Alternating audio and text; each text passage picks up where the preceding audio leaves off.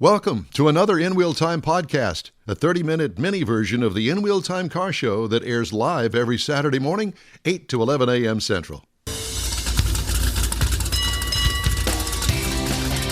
Hello, and welcome to the In Wheel Time car show, celebrating 10 years of award-winning car talk. Coming up, the Lilienthals. Yay! Mercedes and Andy from Washington State. Awesome. Konrad will have the car clinic. We'll have this week's auto news. Howdy, along with Mike out of this world, Mars. King Konrad DeLong. We need more Jeff Zekin. I'm Don Armstrong. Glad you could join us on this Saturday.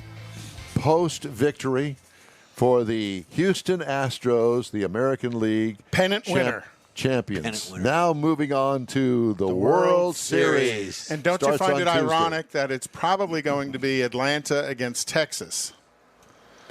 Why is Atlanta that? against Houston. Why well, ironic? because they took the All-Star game away out of from Atlanta and they moved it blamed to us for Denver. cheating. Yeah. There you go. Whatever. Nanny, nanny, boo, boo. We're there and not you. All right. Okay, I see Dolly and I see Francis on my, romper room. The thing.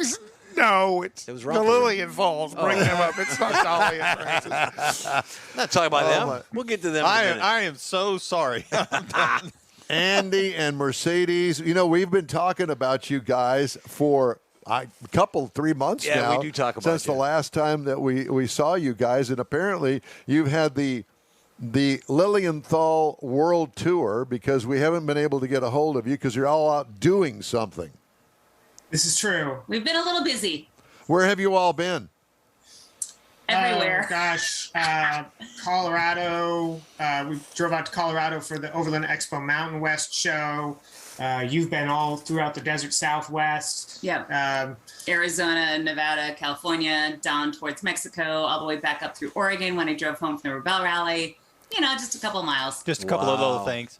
So it was decided before we went on the air that we're going to start with Andy. Normally we would start with you, Mercedes, but we're going to start with Andy today because we're going to talk legalities and banning of cars and what in the world. We read a story here not too long ago about somewhere over there on the East Coast. They're going, we're not going to actually allow you to register that car. So anyway, with that in mind, I'll let you go ahead and explain the story and give us an update of Tell where us we what's stand current. now. Yeah.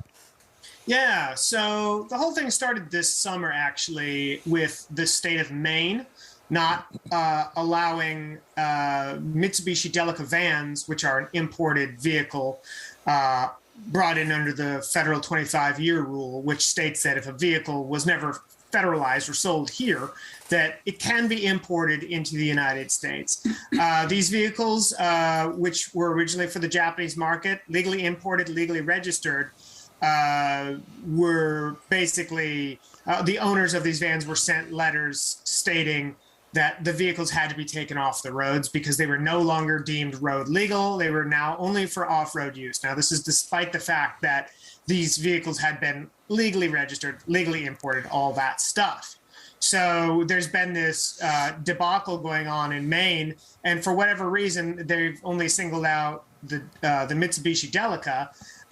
There has been rumors of ex-military vehicles like ex-Hummers being singled out too. I haven't heard anything about that directly. But then in addition, just not too terribly long ago, the state of Rhode Island also decided to start pulling registrations on previously legally registered K cars. Now, I'm not talking about Chrysler K cars from the 80s. What I'm talking about are KEI, which is short for K-Jidosha, K cars from Japan. These are the little small cars, 660 cc's. They're basically sold in Japan, and the people who live there get a tax incentive for having a smaller car. Now, again, under the 25-year rule, you can bring them in. But what we're finding out is that the 25-year rule is a federal rule. Registration is a state-by-state thing. But still, the idea that you've had something legally registered, and then they tell you, oh, sorry, not anymore. give me the plates. Yeah, park it. Yeah, there's So- no so the- grandfathering or anything. Yeah, So the after question- the state took your money. So the question is, why do they not want to register these? It's a good question, and I don't think that there's a real good answer to that at this point. So, as I understand it, what happened was Maine has a visual inspection, and it's run through the Maine State Police. And somebody with one of our other Mitsubishi Delica vans came through, and either they didn't understand what it was or couldn't figure out something about it. So a phone call was made to a higher up. Someone came in and noticed it didn't have the Federal Motor Vehicle Safety Standards decal on it, or FMVSS. And so the FMVSS sticker and all the cars, all your newer cars since probably since 1969, I believe, will have some sort of placard that says this vehicle complies to Federal Motor Vehicle Safety Standards. Well, as it was explained, apparently that vehicle, the Delica, which it doesn't surprise me because it was never federalized. Well, it's a 7-passenger van, so it's a big van. Was brought in. They didn't know, they couldn't find this decal, and they said, well, this is clearly an off-road vehicle if it doesn't have the Federal Motor Vehicle Safety Standards thing. And they must have decided that, well, we're just going to say all these vans are not registerable, able to be registered for road use. So basically, the logic, as far as most of us can figure out, is if the vehicle doesn't have a Federal Motor Vehicle Safety Standard, it's technically, in the state of Maine, an off-road vehicle. And Maine's laws say they don't register off-road vehicles for public use on highways.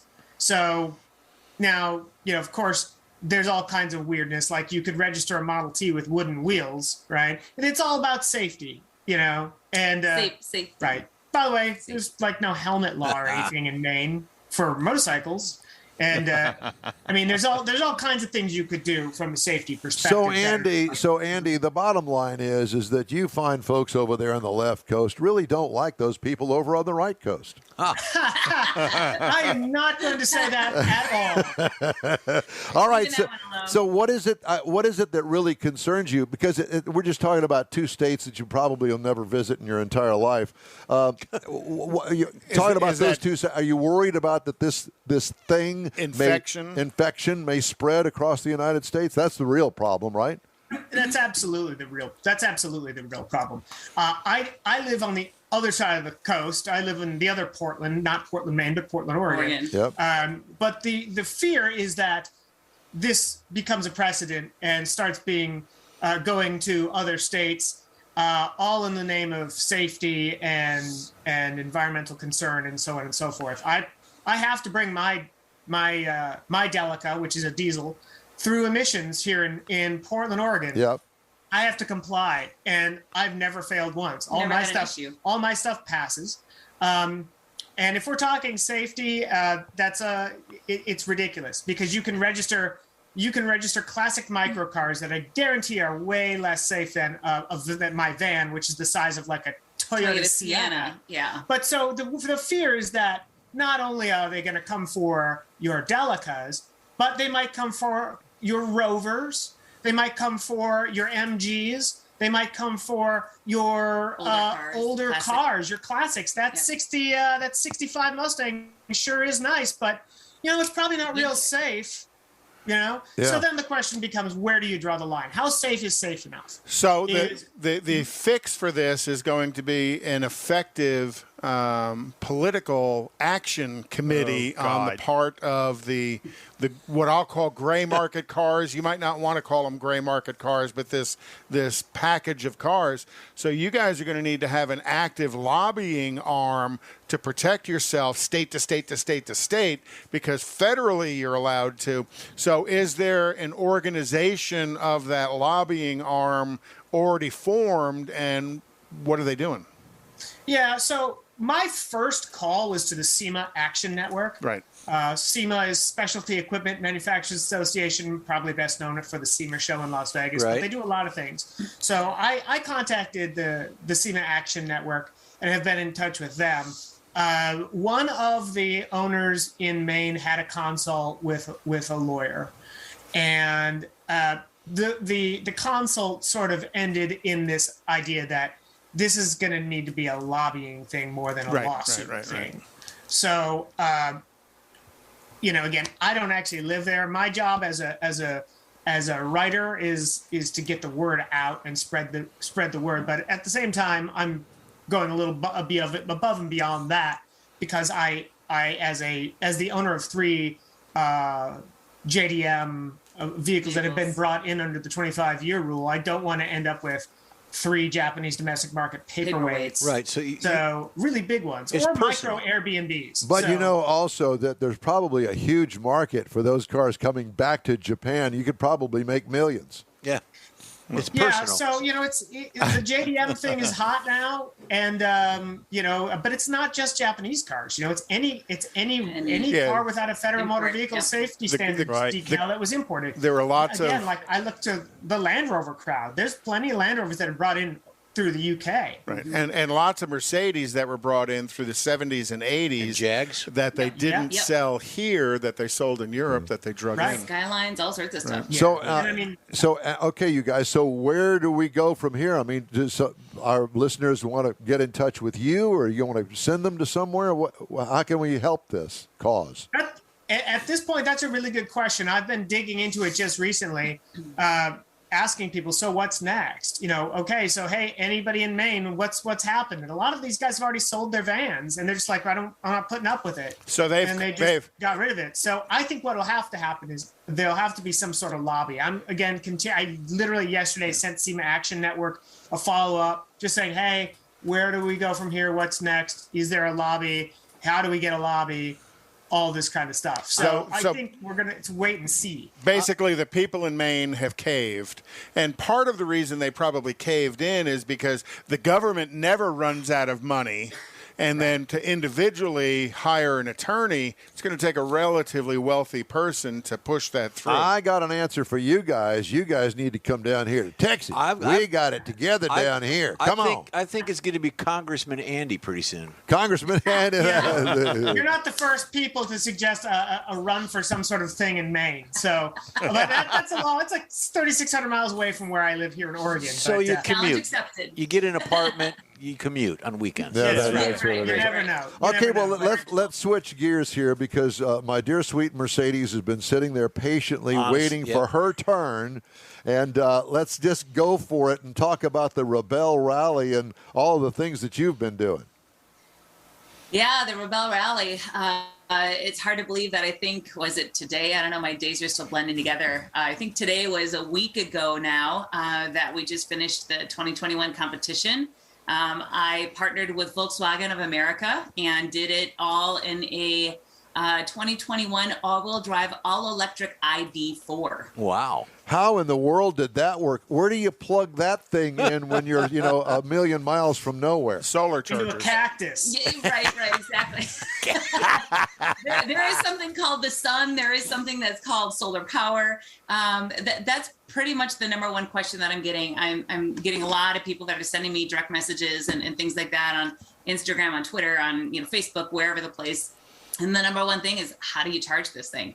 The rally is 8 days total, 7 days of competition. It's about 1,400 miles this year. And it's all throughout the California and Nevada deserts. So this year we started in the Hoover Dam and worked our way all the way down to Glamis, next to essentially the Mexican border. So Mercedes, we're running a video, and I'm just going to stop it at some pictures here, if that's all right with you. Sure. So please continue on. So basically what we did is we had, there was one other full EV. There was a Rivian R1T truck, and it was their second year competing. And then the ID4 were the full EVs. There were 5 additional PHEVs, and PH is plug-in hybrids. That being said, there was a remote charging semi-truck that we all basically synced up with whenever we had a chance to get there. No, wait, just stop right there. Let's see. Does that not either have diesel, or doesn't it have fossil fuel that powers it?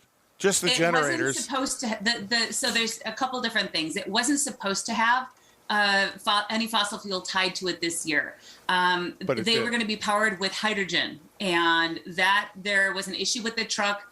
They tried a couple of other trucks. They couldn't work things out. And unfortunately, the remote charging station was powered by a diesel generator. That was a backup of backup plans. It was supposed to have been hydrogen. The base camp. Well, you don't have to be so defensive about it. No, really. I mean, it's the truth. It's what's interesting is you have to plan for contingencies, especially if you're in the middle of the desert with EVs. Of course. We're on the cusp of just the beginning of the greatness of the EV movement, especially off-road. So that was kind of all right, we have to go back to plan C, D, E, F to make it work. Renewable Innovations was the company that pulled everything together, that had the remote semi truck that charged us. And then also at base camp, they had a fabulous they had like solar flowers that came up and followed the sun. And that was powered by hydrogen, to my understanding. So the goal is to be 100% sustainable and 100% green, both base camp and rolling charging.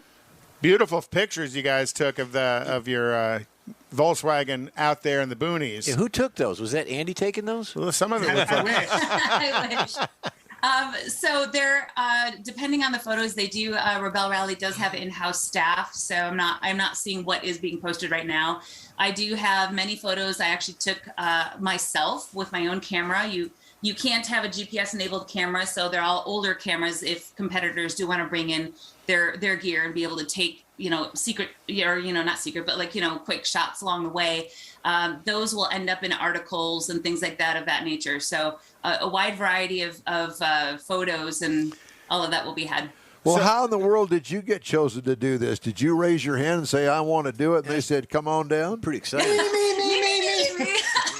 Sorry, my voice is a little bit hoarse still. By planets aligning and opportunity and having that time already open, because I was planning on being there as media. Volkswagen had approached me and said, hey, this is what we're wanting to do. We know it's a big challenge. The ID4 is a great commuter car. It's a brand new vehicle. The rear wheel drive variant has been out for maybe 6 months or so. The all-wheel drive version didn't come out until a month before the rally. So that's brand new. And that's what they wanted to run in the rally. I want to talk about range. What kind of range did you have? Don has range anxiety. Bad. As does everybody, it seems. So in a perfect world, the rating is 249 miles in range. Yeah. That is important to note because that's ideal circumstances, great weather, downhill probably, that type of thing. With a tailwind. Right, exactly. Going slowly. But it wildly varied in the rally because we had literally a day and a half of a severe dust storm, windstorm. Oh, wow. We had huge rocks. We had tight trails off camber. We had loose sand. We had hot temperatures. We had 20-degree temperatures. So that all affects the battery. So we, and the Volkswagen was great, super rock solid. We never had any issues mechanically or battery wise. So that's a huge testament to Volkswagen of America and Volkswagen corporate. The all-wheel drive right now is being built in Germany until the Chattanooga factory comes online. But that being said we were constantly shifting. My navigator, Emily Winslow, was constantly shifting her calculations and rechecking me to say, okay, we went 10 kilometers because the rally we did in kilometers. And she said, okay, 10 kilometers, I would call up the usages. She'd say, okay, you're at about 1.5 or 2 kilometers of range to every 1 traveled, or up to 4 or more in really tough terrain, range to 1 traveled. So it could be anywhere from like 4 plus to 1, or it could be 1 to 1 or even less. If I'm regenerating and going down a really steep, slow paved section as a transit in Death Valley, I was able to make 10 kilometers back. So constant recalibration, constant figuring out how this works, rechecking your numbers, and navigating and driving in a completely different way. I was going to say, you got to figure out where you're going at the same time. Yeah. So and there is something called checkpoints. You had to basically find hidden checkpoints all throughout the desert and get those, and people with the most points won. So there's a lot going on, a huge challenge, and I think for us, we came 8th out of 10th in the crossover class, and to me, it's a fine testament to the vehicle, and we finished super strong, never had any tire puncture issues, no issues with the vehicle, not even a rattle. I was expecting there might be even rattles over some of the washboards and things that took it through, nothing. Wow. So when you got to your night stop and plugged into the mothership, that was, I'm assuming, following you. Was it charging you at 220? Was it charging you at 440? So it was DC fast charge. So they had a couple of different charging opportunities. So there was also Kia, and then Jeep had, Kia had the Sorento plug-in hybrid. The Jeep had the 4xe plug-in hybrid. So they, I think, had the slower charge, but they were plugged in overnight. The Rivian and myself, we were able to do the really quick fast charge. So I believe in about an hour or so, we were fully charged up. Wow. The Rivian, to my understanding, had a bit over 300 miles of range. And so this, I believe, is also a production EV battery pack versus last year when they first did it was a prototype battery pack. So they were running at a big experiment too, because that really hasn't been done before. The Rivian had a bigger battery pack too than the Well, yeah, just size of the vehicle. Yeah.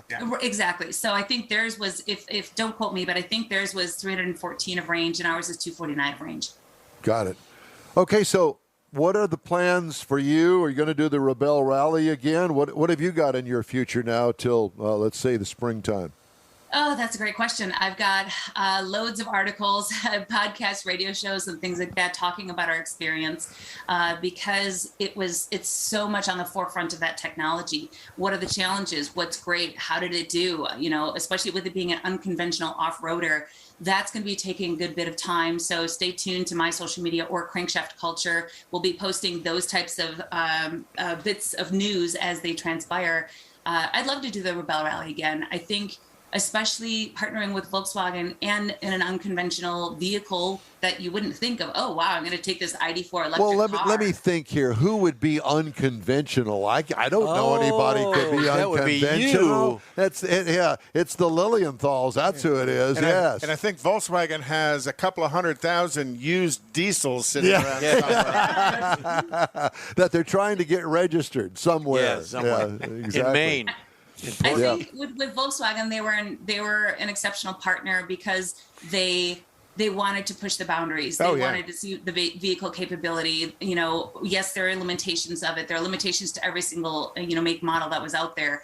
But to be able to put your neck out there and say, you know what, let's try this. Let's do this. Let's see if it works. And let's have fun. They build fun cars. They build vehicles that are just rock solid. And how can I be victorious and make it work as a driver, as well as Emily Winslow, my partner? She's in Puyallup in Washington, so just north of us in Oregon. And how can she navigate me there so we never would run out of charge, and we never did. Awesome. That is great. Wow. So who cooks a Thanksgiving dinner at y'all's house? Well, it kind of Usually depends. we go to Victoria. Yeah, we usually use it as a time to go on vacation. We've been up to Canada a lot of times, so. And they don't celebrate Thanksgiving in Canada. No, so they who have their cares? own Thanksgiving, in July or something. They have mounties. Right. We go, we don't really cook Thanksgiving. Usually we've gone up there, but who knows? Right now, I'm not sure what I'm doing tomorrow other than writing. Spice up the chicken, wrap it in extra heavy-duty foil wrap, park it on top of the intake manifold, drive to Canada, and rotate it around a couple of times. It'll be done when you get there. Manifold cooking. I was going to say that's not going to happen in an EV. As Mike would say, haul some donkey up to Canada. Haul some donkey. That's it. It is always so much fun to talk to you guys. We love you guys and love following everything you guys are doing. We talk about you all the time. We honestly do. That's true. As long as it's all good. Oh, absolutely. Yeah, it is. It truly is. You, and you need Don on your podcast. Yeah, that's what you need. You need Don on your podcast. Have that podcast go right down the toilet man. is what you have there. You talk about his 50th high school reunion. Andy, Mercedes, it's great to talk to you guys and get caught up. Best of luck to you here in the next few months, and let's talk soon. Sounds good. Thanks for having us on the show. Love you Thank guys. you. Y'all take care. Oh, my gosh. It's always Some cool people. Very cool people. We could have them on for hours. Exactly. Yes, yeah. We could do They it. got great stories. We could have the Lilienthal show. Yeah. And make the whole show about them. Yeah. Yeah, but they'd have to get up awful early. Well, that is true. We could do remote from their place. Oh, Hey, yeah. now there you go. See, and I always thought the whole show was about Don. It always has to come down You're to gonna this. make 'em cry again. Yeah, again. Again. You know, I listen to the stories about the rally that they go on, and I'm thinking, it's women only, which I think is a great thing for them. Absolutely. I'm thinking, if I could still get into my dress, maybe I could sneak into it. Hey, that's right. Listen, Halloween is next weekend, brother. I mean, we're The race is over. And then you could be a manual tranny. That would be a drag race. Oh, God. Manual training. All right. Sorry. Oh, boy. Thank you very Off much the for rails. that. All right, we're going to wrap up today's In Wheel Time Car Show after this quick break. We all know about aftermarket and online parts stores, and each one has something